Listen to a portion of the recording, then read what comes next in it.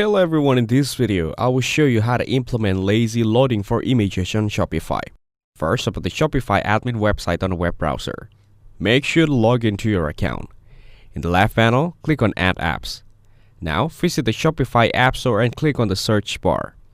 After that, search for Optimized Image Speed. Here, you'll find different applications and click on the one as shown here. Then click on the Install button to install the application. Confirm the installation as it will have access to your data. On the Shopify website, start the setup process by clicking on Turn On for automatic image optimization. The next step is to optimize image alt text.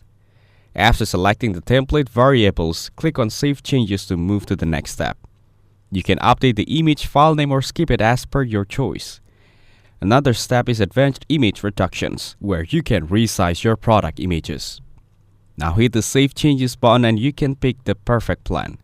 For the beginner plan, it costs $14, $23 for the advanced plan, and $8 for the yearly plan.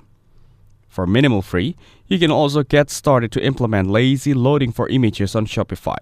If this video was helpful, please consider leaving a like and subscribe to the channel. With that being said, I'll see you in the next video.